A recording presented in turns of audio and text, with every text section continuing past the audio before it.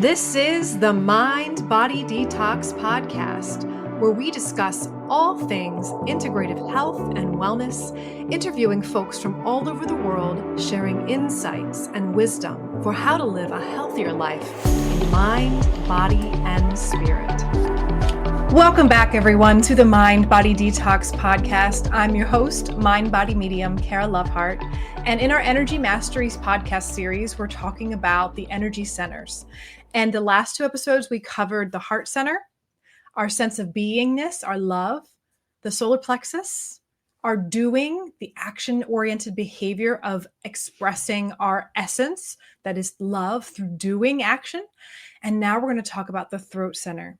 This is the expression of ourselves authentically.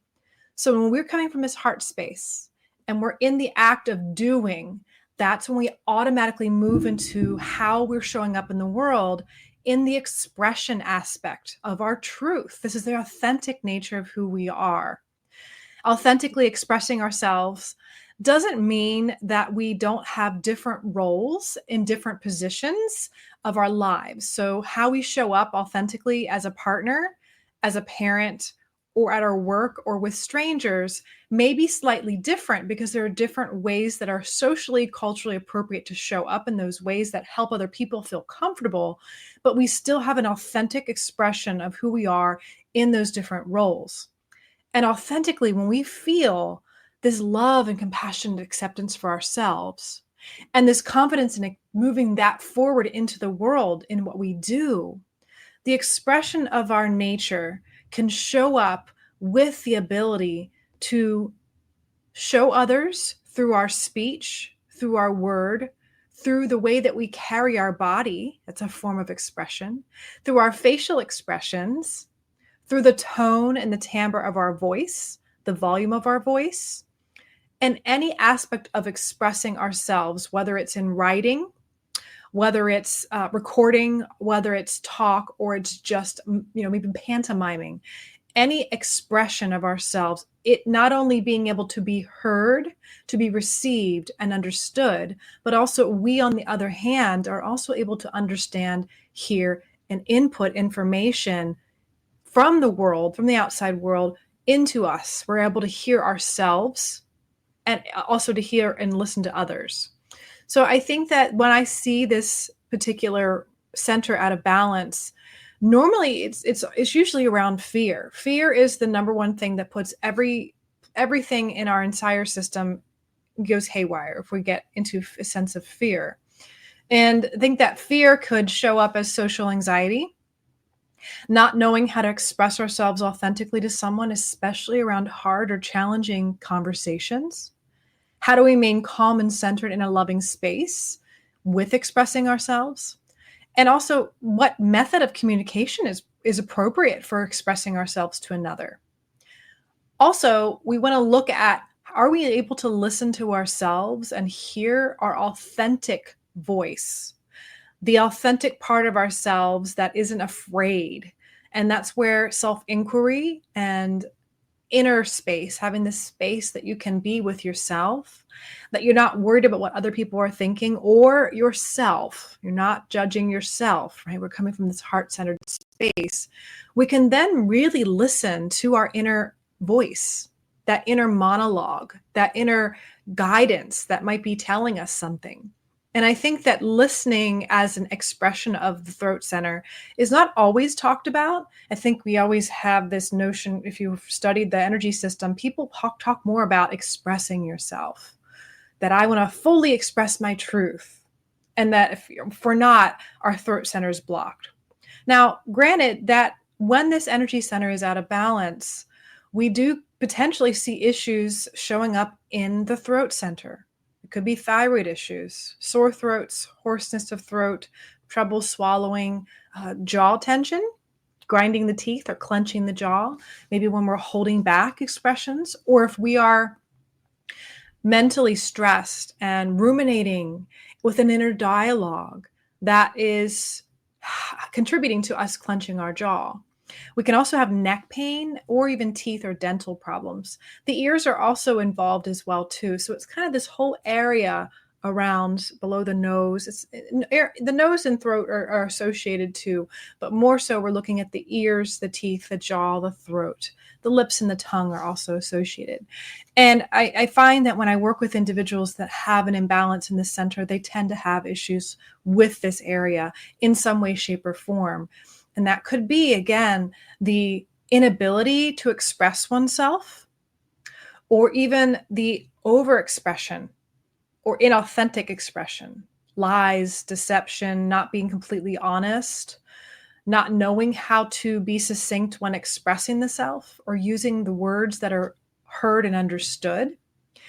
And so think about it when we're a child or a little baby, like I said at the beginning, we're a little baby who's just exuding love.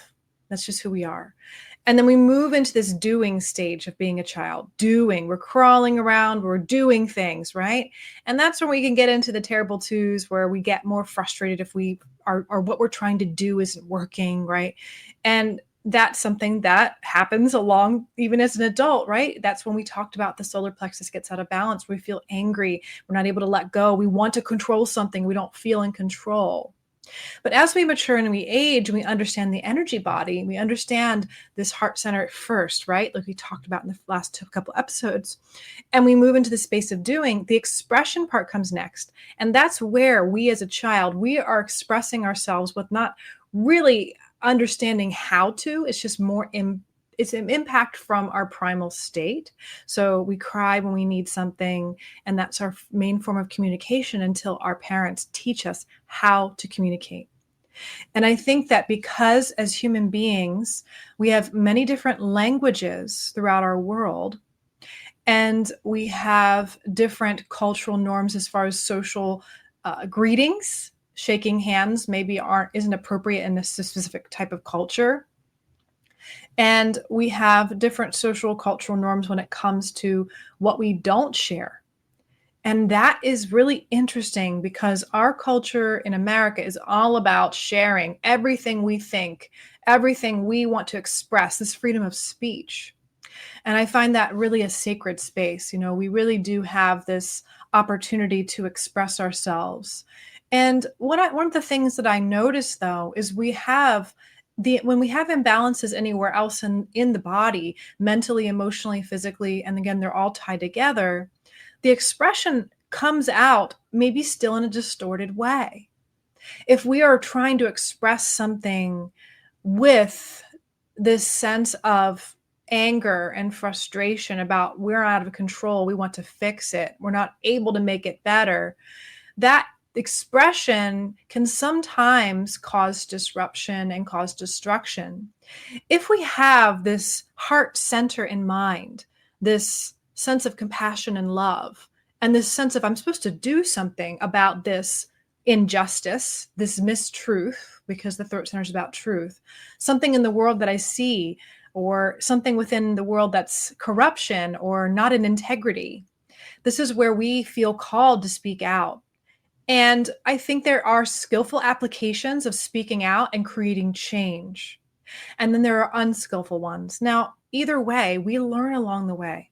Communication is something that is a lifelong journey because we can always get better at it, especially because communication is a two-way street. This is the one thing about this particular energy center that can be challenging because you may master your communication and may get very good at communicating. Maybe you're aware of the tone of your voice, the timbre of your voice, right? The volume, how loud you're speaking or how low you're speaking. The facial expressions, right? The expression of your body language. These are also components of communication and how those play into how you express yourself. The teachers that I love and look up to are fabulous, phenomenal communicators. They have the ability to read the room and to see when someone may not be getting it, whatever topic they're teaching on, and they're able to reiterate the same information maybe in a slightly different way, because that part of the communication is reading the room, picking up nonverbal cues, or even asking questions and getting feedback in this two-way street, the communication being a two-way street, right? And then trying to communicate it in a different way so it might be able to be understood. And for me, in my journey, being here and having the sensory perception to feel a lot of information, to know a lot about what's going on in my environment, it is a form of communication that's beyond just words and concepts and things that we would say in black and white, they said this, or they did not say this, right? This includes the emotional intelligence, right? Of how the body language or the eye contact with a person is, but also the non-body language expressions of a person, which are more energetic and subtle. And that's where, for me, my intuition is also on when it comes to communication. So I get an understanding how I need to communicate, but also if I'm not being understood. And I think for myself, that's been actually the part of my lifelong journey, is how can I find words to express the concepts that and the experiences that I have personally in my sense of expanded states of consciousness, right? Because if you've had an expanded state of consciousness, whether it's through maybe a near-death experience, a spiritual experience with higher power, having a child can be a very amazing spiritual experience, being in a very awe-inspiring place in the world, maybe when you're traveling, right? There are some experiences that are beyond words, beyond expression. And one of the challenges and beautiful things about our human experience is utilizing this sense of communication and trying to limit, taking all the information we know and limit it to sounds that are vibrated out of our vocal cords and using our tongue and our mouth to create this, what I'm speaking to you right now, this miracle that I'm saying something to you and you are able to understand what I'm saying. That is crazy. And I know that one of the things that was really cool when we first had written information, and a lot of people didn't understand how to read or how writing worked. The first people that were able to write down a concept, and someone, two towns down were able to read that and understand the same information and concept, and it was communicated, and that was clear. That was so phenomenal, and it was considered magic.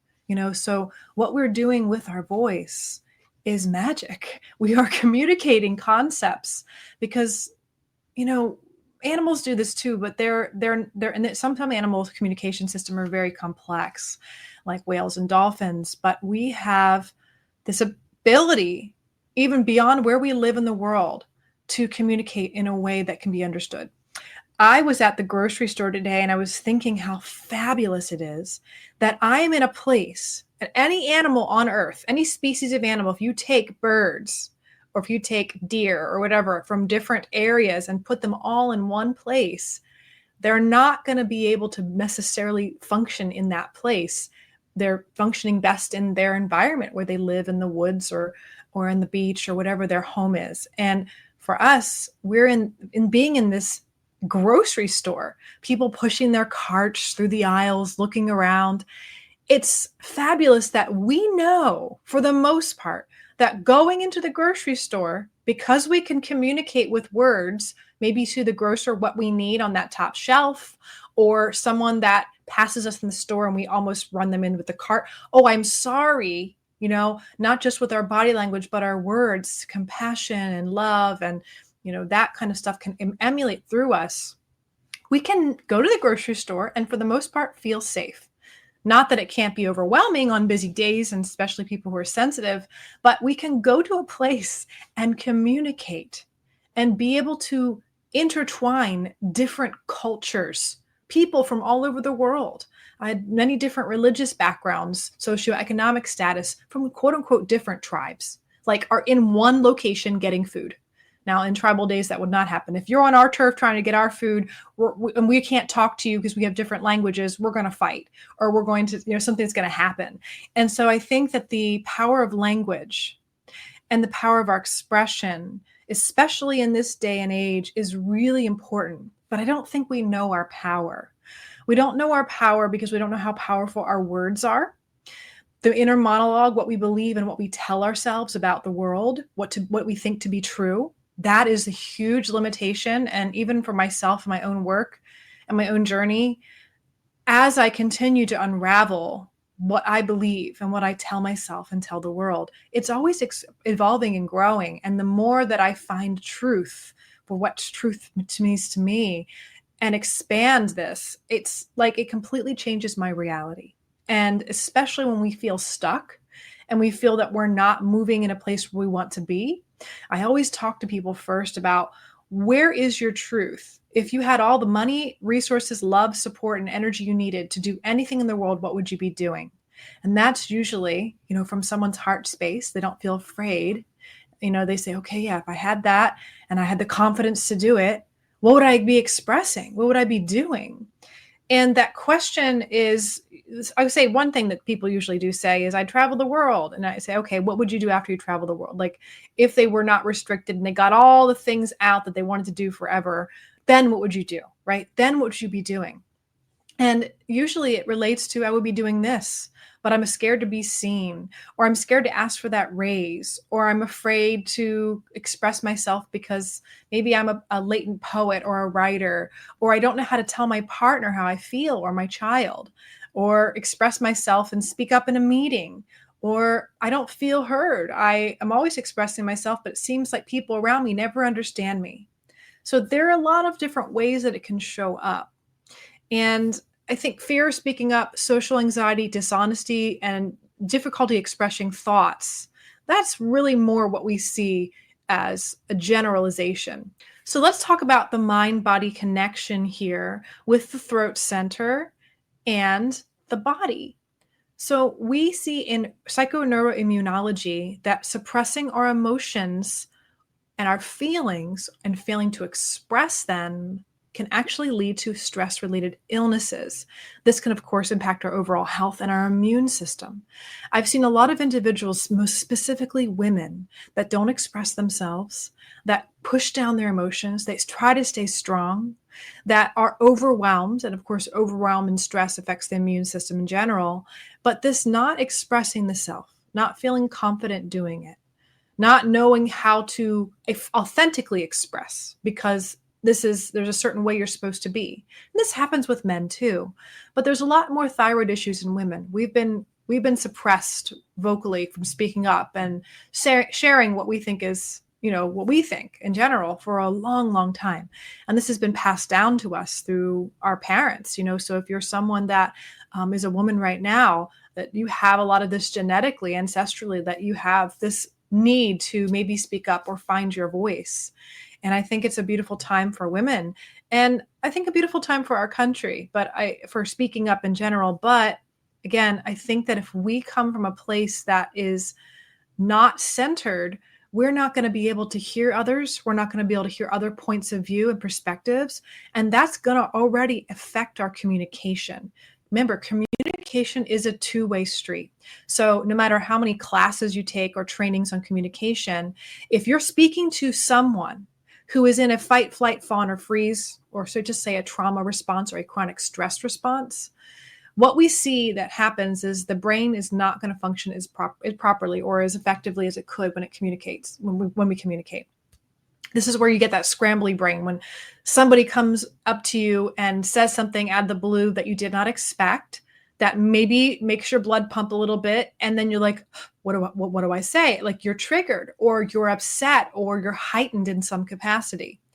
This greatly affects not only your ability to communicate what you truly think and feel, but also the other person, if they're heightened as well, for them to be able to hear you.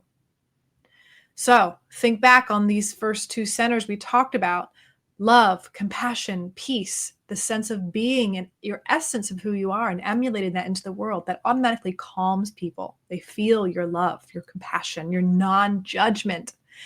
We move into the space of doing, the sense of confidence of, this is just who I am.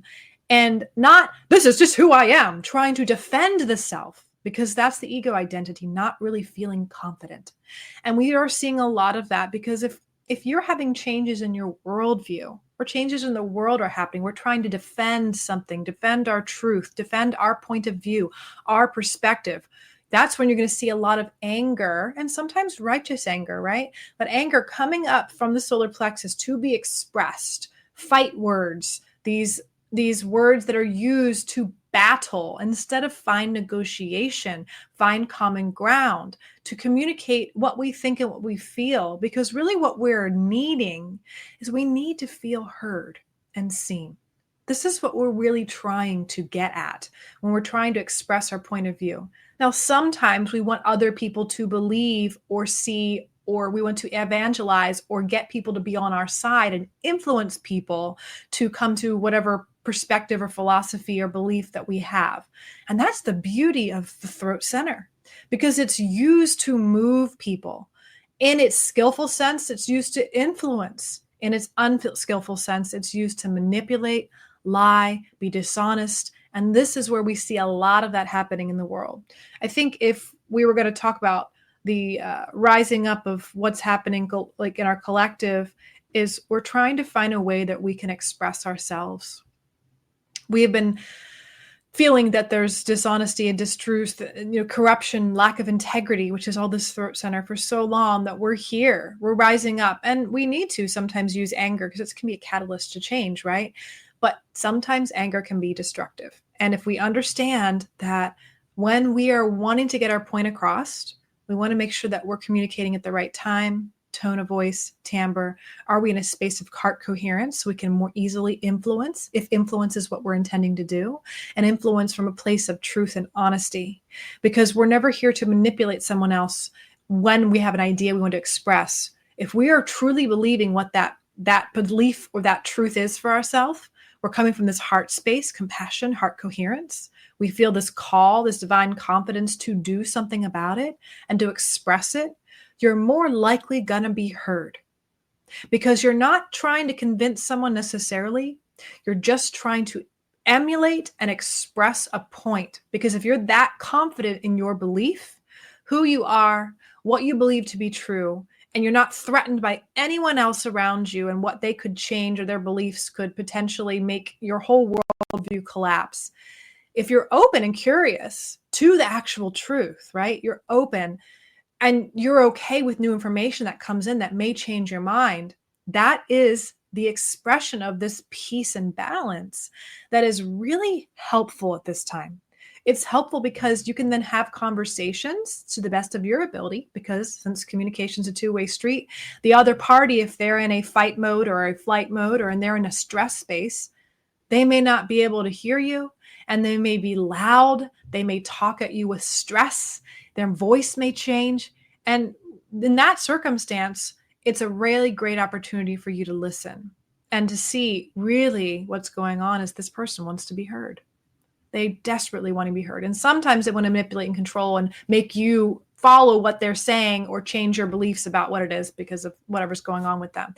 And that's okay too. But I think when someone feels truly heard and listened to from a heart space, and you truly are authentically wanting to just hear them out and being confident enough and solid in your boundaries of what you believe, there can be a beautiful space in negotiation from parties of different backgrounds and polarizing viewpoints, that if they're not trying to fight at each other and evangelize each other to come to the other side, if one party can shift into this, I'm just here to listen and learn and be curious, it can sometimes show through the expression of that, through the emulation of what a confident, divine, heart-centered expression of listening and how the expression is given out, that can show the world through your actions and through how you're expressing a really great way to be in coherence with the heart and the solar plexus and, of course, the throat center.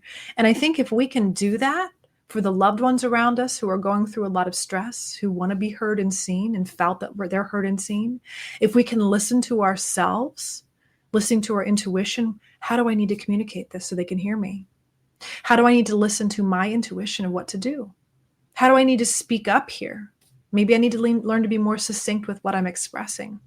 Where am I holding back? Where am I getting neck, jaw tension? Where am I getting stuff where I'm maybe holding something? I'm clenching. Listening to your body, asking it, why are you clenching? What does it say to you?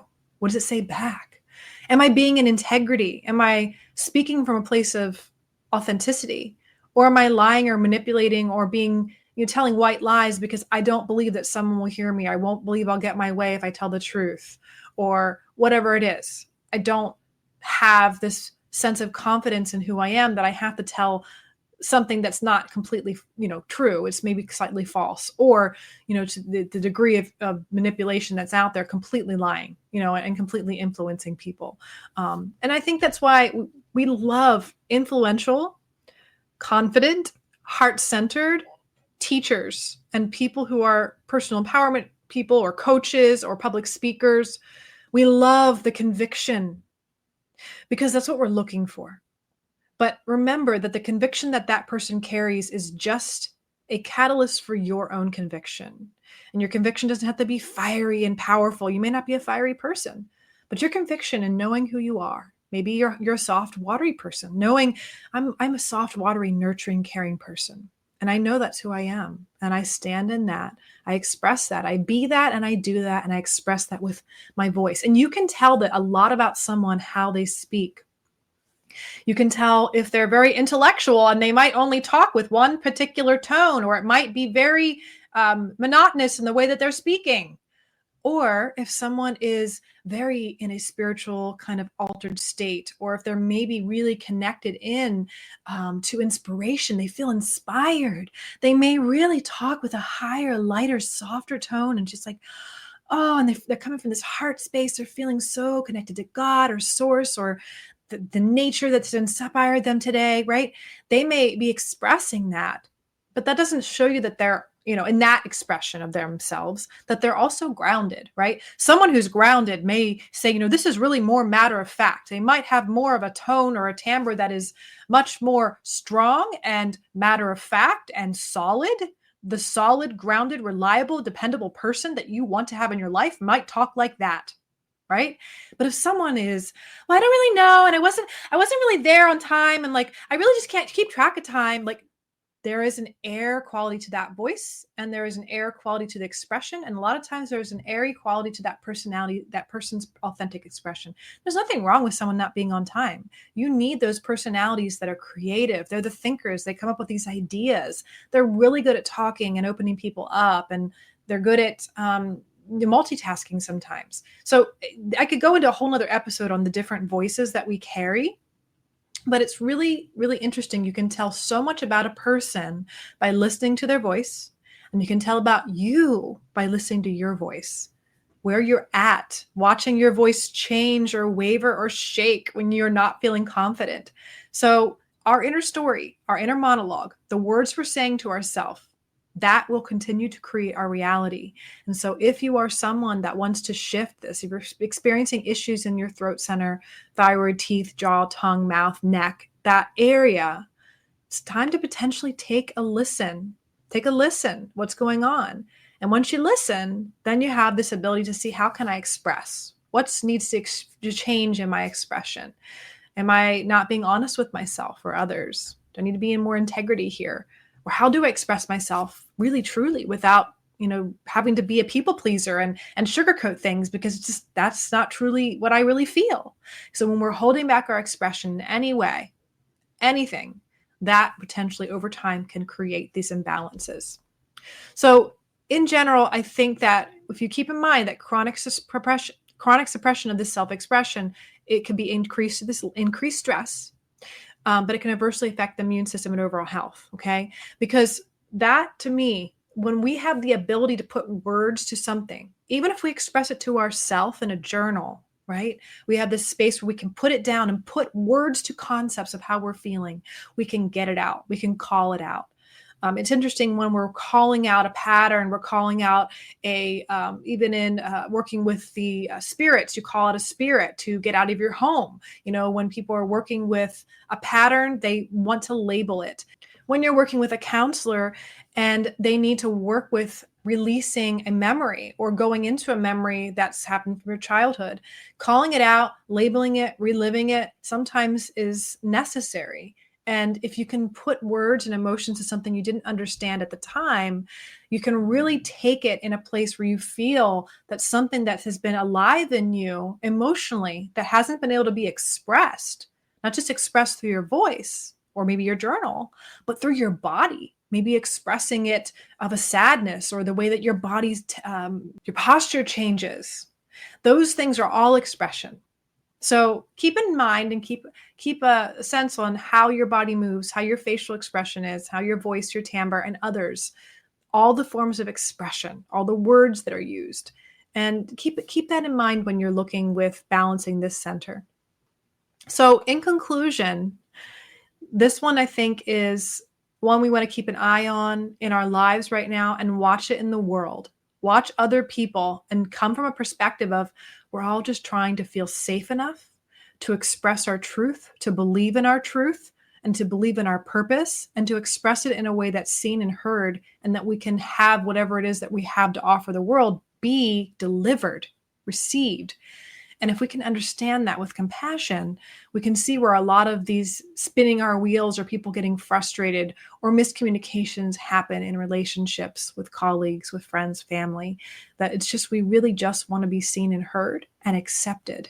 And we want to be able to have the confidence to express it in the first place. So other than that, I look forward to continuing the journey through the Energy Mastery series. And we're going to be going into the Sacral Center next week. So thank you guys again for listening, and be well until next time, my friends. Thank you for listening to the Mind Body Detox Podcast. If you love this podcast, share it with others and leave us a review. Your reviews help us more than you know and supports us continuing to make episodes and being heard from all over the world. You can also follow the link in our show notes to submit a topic that you would like to hear on the show.